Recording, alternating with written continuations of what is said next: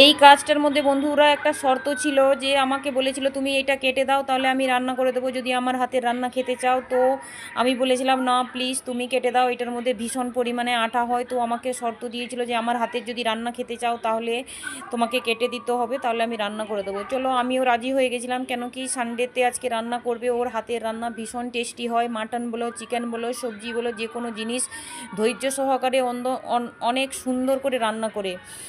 তো তাই জন্য দেখুন আমি ওই ইঁচড়টাকে নিয়ে সুন্দর করে মাঝখান থেকে কেটে নিয়েছি। হাতে আগে তেল লাগিয়ে নিয়েছিলাম, বঁটির মধ্যে হাতে সুন্দর করে সরিষার তেল লাগিয়ে নিয়েছি। তারপরে ছিলকাটা উঠিয়ে ফেলে দিয়ে মাঝখানের শক্ত অংশটাকে কেটে ফেলে দিলাম, কেন কি ওইটা খেতেও নাই, পেটে ব্যথা করে, আর ওটা রান্না করলে সিদ্ধও হয় না। তারপরে দেখুন এই যে দেখুন সুন্দর করে পুরো এঁচড়টাকে পুরো কেটে নিয়েছি।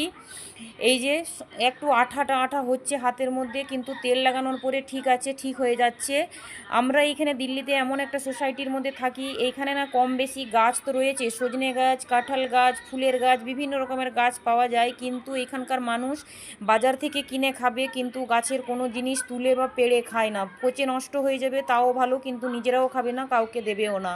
তো আমাদের কেউ জানাশোনা একজন ছিল, তো ওদের গাছের মধ্যে ভীষণ পরিমাণে এঁচড় হয়েছিল, তাই আমার হাজব্যান্ডকে দুটো কেটে দিয়েছিল। কালকে অফিস থেকে যখন এসেছিলো তখন নিয়ে এসেছিলো, আমি দেখে তো ভীষণ পরিমাণে খুশি হয়েছিলাম, কেন কি এটা গাছের টাটকা জিনিস, চলো দিল্লিতে পেলাম।